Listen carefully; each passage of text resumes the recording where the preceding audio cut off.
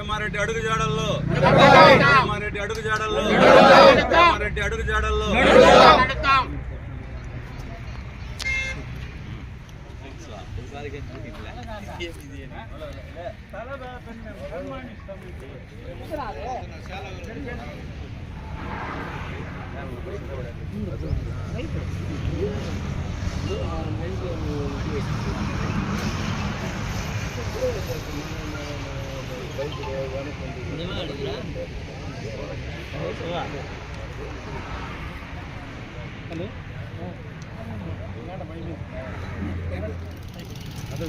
వేమారెడ్డి ఆశయాలను వేమారెడ్డి ఆశయాలను వేమారెడ్డి ఆశయాలను వేమారెడ్డి ఆశయాలను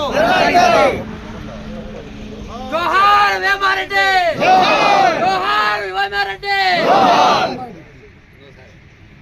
జోహార్ వేమారెడ్డి జై వేమారెడ్డి జై వేమారెడ్డి జోహార్ వేమారెడ్డి జై వేమారెడ్డి జై వేమారెడ్డి జోహార్ వేమారెడ్డి. యోగి వేమన ఆశయాలను యోగి వేమన ఆశయాలను యోగి వేమన ఆశయాలను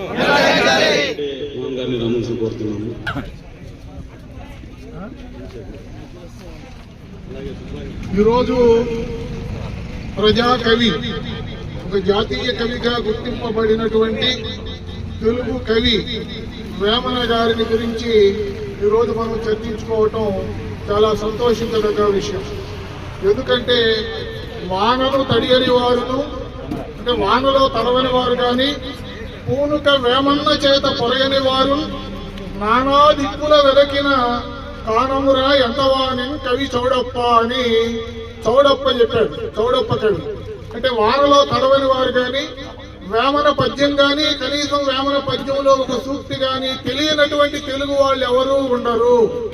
అంటే ఎందుకు అలా అందరి నోళ్లలో ఆయన నానాడు అంటే, ఆయన చెప్పినటువంటి సూక్తులు నీతులు అన్నీ కూడాను అందులో పద్యాలలో అంతర్లీనమై, మనం వేమన పద్యాలు అక్కడ చెప్పారు, వాటిలో చూస్తే మొదటి 2 లైన్ల విషయాన్ని చెబుతాయి, 3వ పాదం ఒక సూక్తి లాగా, ఒక నీతి లాగా తెలియజేస్తుంది.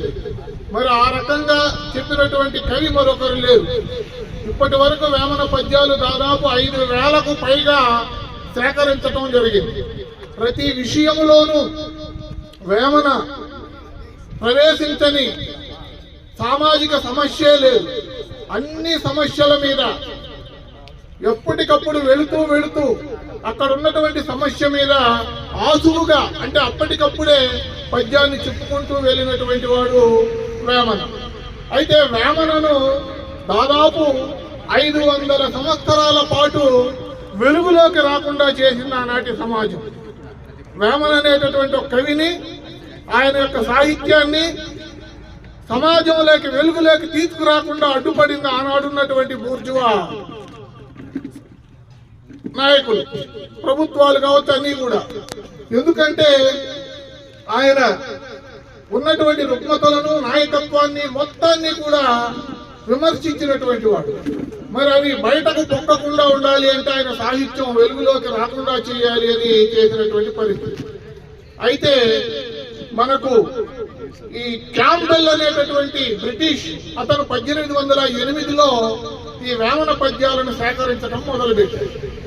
ఆ తరువాత సర్ చార్లెస్ ఫిలిప్ బ్రౌన్ అనేటటువంటి ఆయనకి ఈ రోజు మనం వేమన జయంతి సందర్భంగా ఆయనకు అందరూ కూడా నమస్కారం పెట్టారు.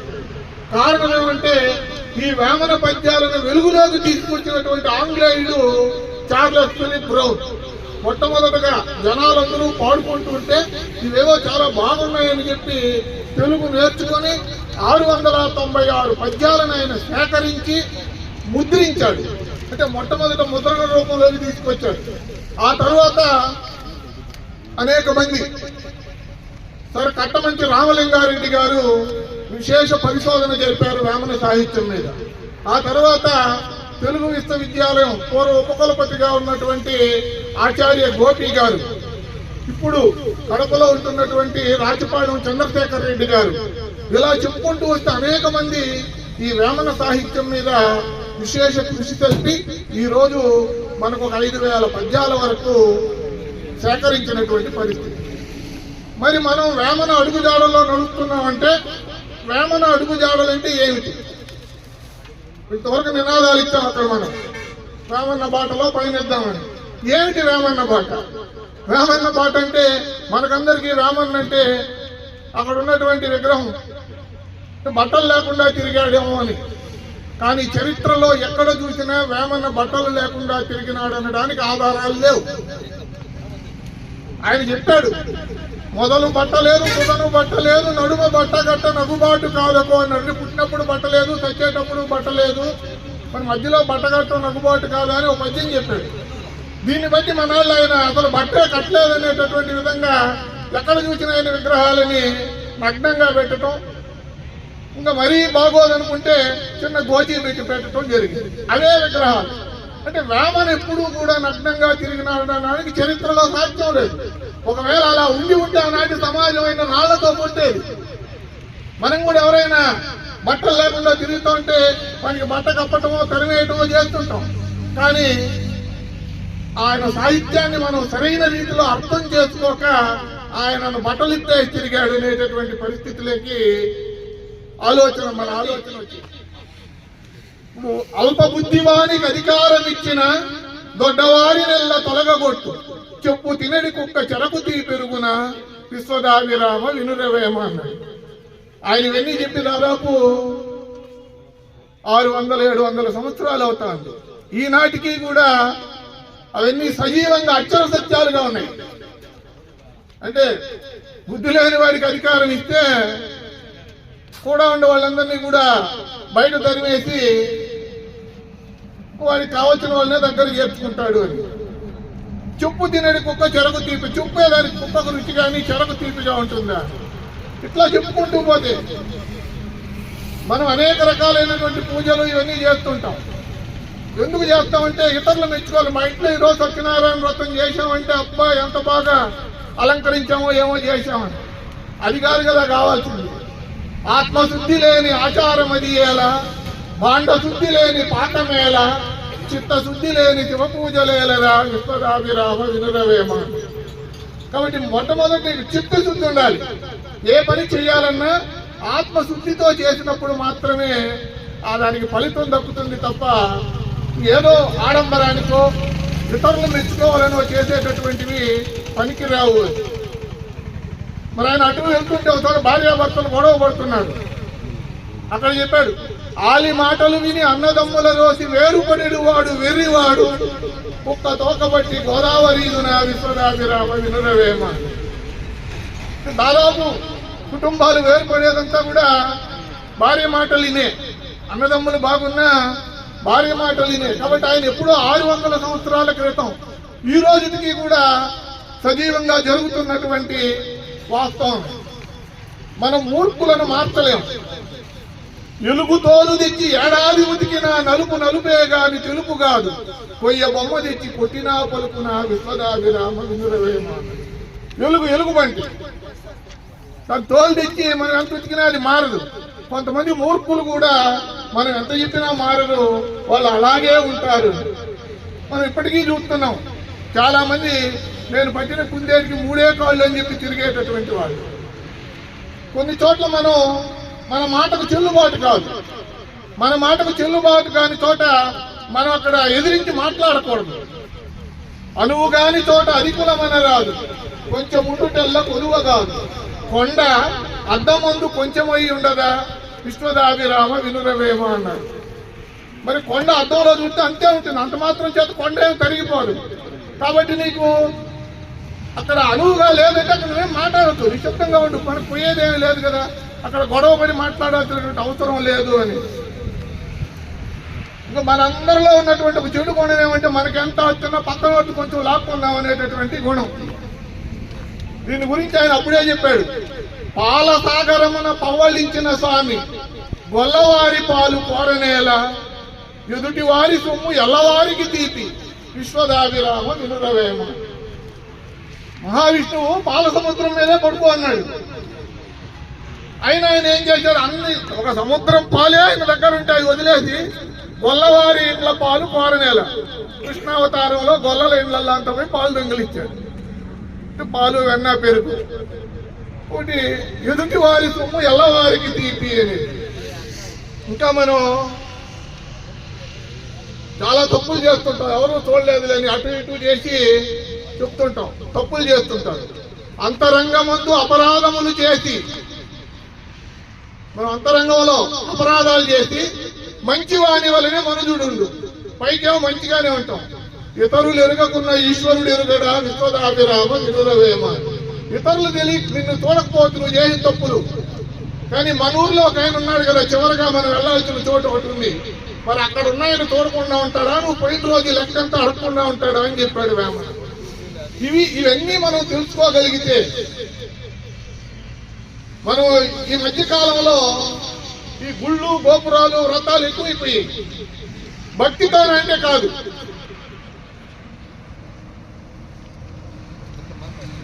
భక్తితో కాదు, ప్రదర్శన అనేటటువంటిది ఒకటి ఎక్కువైపోయింది. శిలను ప్రతిమ చేసి చీకటింతను పెట్టి మృక్కవలదు వెర్రి మూడులారా, జీవులంతే గాని శిలలందు లేడయా విశ్వదాభిరామ వినురవేమ అన్నాడు. భగవంతుడు అనేవాడు జీవులలో ఉన్నాడు, అందుకే మానవ సేవే మాధవ సేవ అన్నారు. అంటే మనుషులకి ఏదన్నా చెయ్య బాబు, అందులో ఉన్నటువంటి జీవుడిలో ఉన్న దేవుడు తృప్తి పడతాడంటే మనం అది చేయకుండా, బిచ్చగాడు ఇంటికాడికి వచ్చే వాడిని కసిరి కొట్టి వాడికి అంత అన్నం పెట్టకుండా గుళ్ళో కుంభాలు కుంభాలుగా ప్రసాదాలు పెడతాం.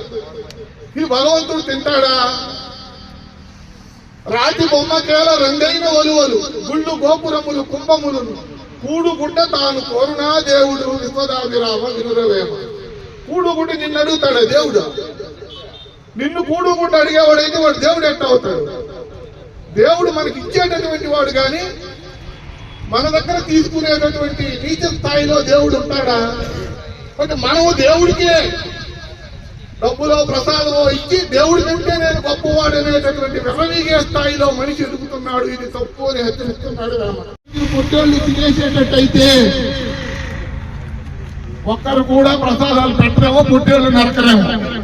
ఎందుకంటే మాకే లేకపోతే దేవుడికి ఆడేరా స్వామి, దేవుడి ఆడవుతాడు తిట్టాలే, మాకు మీద ఒకటే పొట్టేలని ఇది అనుకోవాల్సినటువంటి పరిస్థితి. ఇవన్నీ మనం ఖచ్చితంగా కూడా ఆలోచించాలి. అది వేమనను అనుసరించడం అంటే, వేమన ఏం చెప్పాడో తెలుసుకొని వేమన చెప్పినటువంటి వాటన్నిటినీ మనం పాటించగలిగితే, మొదట చెప్పే వేమన 500 ఏళ్ళు వెలుగులోకి రాలేదు.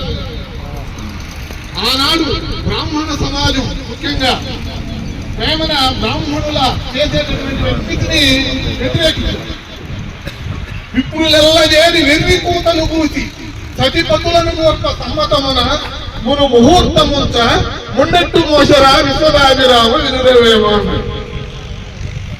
బ్రాహ్మణులంతా వచ్చి మనకు అర్థం కానివేవో మంత్రాలన్నీ చదివి ముందే ముహూర్తం పెట్టి అన్ని కణాలన్నీ సరిపోయినాయా లేదా అని చెప్పి చేసి అన్ని చేసిన తర్వాత పెళ్లి చేస్తే మరి 3వ రోజే ముండెట్ట మోస్తుంది.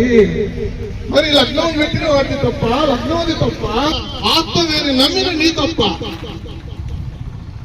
అంటే ఈ శాస్త్రాలు జ్యోతిషాలు ఇవన్నీ కూడా తప్పు అని చెప్పి ఇవన్నీ బ్రతకడానికి ఇతరులు ఏర్పరచుకున్నటువంటివే, కానీ ఇందులో వాస్తవాలు లేవు అని చెప్పారు. మరి దీని ద్వారా బ్రతికే వాళ్ళు ఆయన వెలుగులోకి రాణిస్తారా? రానియకుండా అది పెట్టారు. ఇంకా మన ఆచారాలను కూడా బండబూతులు తిట్టాడు. పిండములన్నేటి పితరులందల పోసి కాకులకు పెట్టుడు గాడిదలారా, పంట తినడు కాకి కుటుంబం ఎట్లా రాదు సదాభిరామ వినురవేమ. కాకులు పెడతాం కదా, ఈ మధ్యలో సినిమా కూడా వచ్చింది, కాకి రాకపోతే ఊర్లోకి వెళ్ళిపో. మరి పంట తినే కాకి, నేనైతే దాన్ని కొంచెం ఆయన వ్యక్తిగా గారు పియ్యి తినేడు కాకి పితరుడు ఎట్లా రా అన్నాడు. బాగోదని పంట అని మార్చుకున్నాం, గణాలు సరిపోతున్నాం. మరి మనం ఈనాటికి ఆ మూఢత్వంలోనే బ్రతుకుతూ వస్తున్నాం. మూఢత్వం నుంచి బయటపడాలి. వేమన జయంతి అంటే వేమన చెప్పినటువంటి పద్యాలను మనం ముందుగా నేర్చుకోవాలి, పిల్లలకు నేర్పాలి. పిల్లలకు ఎప్పుడైతే ఇవన్నీ నేర్పుతామో పిల్లలు మంచి నైతిక ప్రవర్తనతో ముందుకొస్తారు. పిల్లల్ని కొట్టే పద్యాలు నేర్పిస్తే కూడా తల్లిదండ్రులు గొడవలకు వచ్చే పరిస్థితి. దాని గురించి ఎప్పుడో 600 సంవత్సరాల ముందు చెప్పాడు వేమన. చాకి కోకలుదికి చీకాకు పడజేసి మైలదీసి లెక్క మడచినట్లు బుద్ధి చెప్పు వాడు బుద్ధితేనేమయ్యా విశ్వదాభిరామ వినురవేమ. మరి బుద్ధి చెప్పేవాడు కొత్తకనే వాడికి బుద్ధి అట్టు వస్తుంది. గురుని శిక్షలేక గురు తిట్టు కలుగును అదునికైనా వారి అబ్బకైనా. అదుని అంటే బ్రహ్మదేవుడు కానీ వాళ్ళ అబ్బ మహావిష్ణువు కానీ గురుని శిక్ష లేకపోతే బుద్ధి అట్టు ఉంటుంది. మరి ఎన్ని 1000 సంవత్సరాలైనా మాసిపోకుండా ఉన్నటువంటి పద్యాలు చెప్పినటువంటి వేమన ఒక సామాన్యమైనటువంటి మనిషి అని మనం అనుకుంటే తప్పేమో. ఎందుకంటే ఇన్ని 100 సంవత్సరాలైనా సజీవంగా ఉండేటటువంటి మంచి విషయాలు చెప్పటం కోసమే ఆయన పుట్టాడేమో అనేటటువంటిది మనం అందరం కూడా అర్థం చేసుకోవాలని చెప్పి తెలియజేస్తూ, ఎక్కువ మంది ఉన్నారు కాబట్టి నేను ఎక్కువ చెప్తే బాగోదు కాబట్టి నాకు ఈ అవకాశం కల్పించినటువంటి పెద్దలందరికీ కూడా ధన్యవాదాలు తెలియజేస్తూ నమస్తే. ఎంపీపీ స్కూల్ సాకే ఊరు. నేను 5వ తరగతి చదువుతున్నాను. నిక్కమైన మంచి నీలమొక్కటి చాలు, తలుకు బెలుకురాళ్ళు తట్టడేలా, చాటు పద్యమిలను చాలదాయొక్కటి, విశ్వదాభిరామ వినురవేమ. వాక్కు వలన కలుగు వరమగు మోక్షంబు, వాక్కు వలన కలుగు వసుధ ఘనత, వాక్కు వలన కలుగు నిక్కుడైశ్వర్యము, విశ్వదాభిరామ వినురవేమ. అల్పుడెప్పుడు బల్కు ఆడంబరముగాను, సజ్జనుండు బల్కు చల్లగాను, కంచు మ్రోగునట్లు కనకంబు మ్రోగున, విశ్వదాభిరామ వినురవేమ. నీళ్లలోన మొసలి నిగిడి ఏనుగు బట్టు, బయట కుక్క చేత భంగపడును, స్థాన బలిమి కాని తన బల్మి కాదయ, విశ్వదాభిరామ వినురవేమ. అనుగాని చోట అధికులమనరాదు, కొంచెముండుటెల్ల కొదవ కాదు, కొండ అద్దమందు కొంచెమై ఉండదా, విశ్వదాభిరామ వినురవేమ. చదువుతున్నాను. MPP school సాకేవేరు. హృదయమందునున్న ఈశుని తెలియక, శిలల కల్ల మృక్కు జీవులారా, శిలలనేమియుండు జీవులందే కాక, విశ్వదాభిరామ వినురవేమ. కూవచేర గుణము గుణసి పాడుగబెట్టి, వెళ్ళిపోదురంత వెర్రివారో, కూవచేర గుణములేని కూచురా కర్మంబు, విశ్వదాభిరామ వినురవేమ. నొసలు భక్తుడయ్యే నోరు తోడేలయ్యే, మనసు భూతమట్లు మలయుగాను, శివుని గొల్తుననక సిగ్గెట్టు రాదురా, విశ్వదాభిరామ వినురవేమ.